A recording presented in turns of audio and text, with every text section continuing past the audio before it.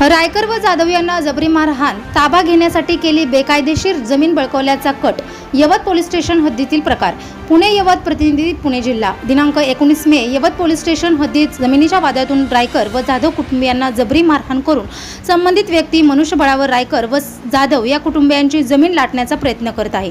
संबंधित हे कायदेशीर ताबा घेणाऱ्यावर कारवाई करून आम्हाला न्याय द्या अशी मागणी SP साहेबांना तक्रारी अर्ज देऊन कुटुंबियांनी केली. सुभाष रायकर राहणार इंदिरानगर यवत व कृष्णा बाबू जाधव यांना संबंधित जागा बळकावणाऱ्या व्यक्तीकडून जीवास धोका असल्याचे त्यांनी यावेळी सांगितले. यावेळी अमित आदमाने सदस्य, राष्ट्रीय मानवाधिकार आयोग भारत, संगीताताई वानखडे, श्री शक्ती संस्था अध्यक्षा दौंड तालुका, नानासाहेब औचिते संस्थापक अध्यक्ष जागवार ग्रुप ऑफ ऑल इंडिया, सनी बावडाडर पद संस्थापक अध्यक्ष लवजी शासन ग्रुप, सोमनाथ गावडे सामाजिक कार्यकर्ते लोणी काळभर, संतोष खोमने सामाजिक कार्यकर्ते हडपसर, साबळेताई RPI अध्यक्ष हडपसर, डोंगरे वकील, बोरसे वकील, पत्रकार लांडगेताई आमच्या जमिनीत येऊन ताबा घालायला लागली. पुढच्या व्यक्तीचं नाव काय? शरद परबगर बरते कैलास कैलास काळगो. जमीनचे कागदपत्र वगैरे तुमच्याकडे पूर्ण आहे का? पूर्ण आहे. आई, तुमचं म्हणणं काय सांगितलं ताई? आत्ता मी या ठिकाणी आले असता यांचा मला रायकरांचा विषय कळला की रमेश रायकर आणि सुभाष रायकर यांना कोणतरी शरद बराटे आणि कैलास काळभोर यांनी काय बाउन्सर महिला आणल्यात. त्यांचा जमिनीचा काय विषय आहे आणि त्याच्यासाठी त्यांनी बाउन्सर आणून तो ताबा घेतला आहे. हा जो विषय आहे हा पोलिसांचाही नाही, मला माहिती आहे हा कोर्टाचा विषय आहे, त्यामुळे पोलिसही लक्ष देत नाही. परंतु जर एखाद्याला मारहाण करत असतील तरी पण पोलीस त्या ठिकाणी जात नसतील किंवा त्यांचे गुन्हे नोंद करून घेत नसतील तर हा मात्र निषेधाचा विषय आहे. आता ही लोक आज SP साहेबांकडे आले होते. आज या मावशींचं वय 55 वर्ष आहे आणि त्यांना बेदम मारहाण केली, अक्षरशः मार केली, त्यांचं तोंड फुटलेलं आहे. म्हणजे अशा पद्धतीमध्ये जर गुंडगिरी होत असेल आणि अशा पद्धतीमध्ये जर आजला गुंडगिरी करून आणि दादागिरी करून जर त्यांच्या जमिनी हडपत असतील तर शेतकऱ्यांनी जगायचं कसं, सर्वसामान्यांनी जगायचं कसं आणि त्यांनी जायचं कोणाकडे?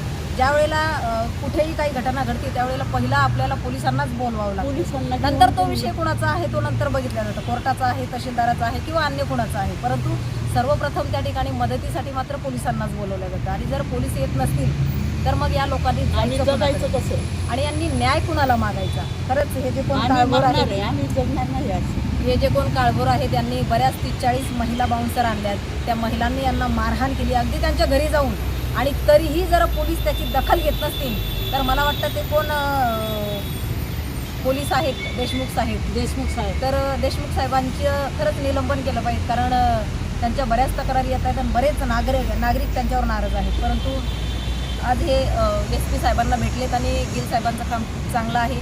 त्यांनी लगेचच तिकडे फोन केला आणि त्यांना सांगितलं की त्यांचे गुन्हे नोंद करून घ्या. त्याप्रमाणे होईलच त्यांचे गुन्हे नोंद, कारण गिल साहेबांचा आदेश तर त्यांना डावलता येणार नाही. परंतु घटनास्थळी 30-40 लोक, महिला आणि पुरुष, हे टोटल 70 ते 80 लोक आलते. शेतकऱ्यांना बेदम मारहाण केली, मलाही मारहाण केली. मी 112ला कॉल केला तर त्या ठिकाणी पोलीस आले. पोलीस आल्याच्या नंतर मलाच पकडलं, गणेश सोनवणे म्हणून. त्यांनी मला पोलीस चौकीला नेलं आणि बेदम मारहाण केलं. लाथा बुक्क्या मला 15 मिनटं मारत होते आणि ते मला धमके बी देत होते, जर प्लॉटवर गेला, आता गेला, परत जर गेला तर तुला सुट्टी नाही. आणि दुसरा उत्तम गायकवाड म्हणून यवतचा मोठा गुंड आहे, त्या गुंडाने मला जीव मारण्याची धमकी दिली. या म्हणजे पाचन पोलीस स्टेशनमध्ये आलो होतो. अशा दरम्यान मला नानांचा फोन आला की हे काही जी पक्षकारी आहेत इथं आले होते आणि त्यांना पोलीस स्टेशनला गेलं असताना त्यांना बेदम मारहाण झाली होती. आणि ह्याच्या आधीची घटना जी आहे 2-3 वेळेस पोलीस स्टेशनला गेलं असताना त्यांच्या तक्रारीची दखल न घेता त्यांना हिंसे सध्या दिली ना, अशी अतिशय खाल्ल्या पातळीची वागणूक दिलेली आहे. पोलिसाकडे आपण न्यायाच्या अपेक्षेने बघतोय पण पोलीस अधिकारी आपल्याला न्याय देत नाही आहेत. त्यासाठी हा काळ्या कोटची गरज पडते. त्यामुळं आम्हाला अन्यायाच्या विरोधात बंड करून उभं राहण्यासाठी आम्हाला यावं लागतं. हे भलेही हा पोलीस स्टेशनचा एक मॅटर नाही आहे, परंतु हा कोर्टाचाही मॅटर आहे. परंतु ह्यांना मारहाण केले असताना, जसं की यामध्ये तुम्हाला सांगतो की मी त्यांचे डॉक्युमेंट बघितलेले आहेत, ह्यांचा 7-12 ह्यांचाच आहे. परंतु कोणतरी येतं 3-2 म्हणजे 20-30 किंवा 40 बाउन्सर घेऊन येतात आणि त्यांना दमदाटी आणि मारहाणीचा विषय करतात.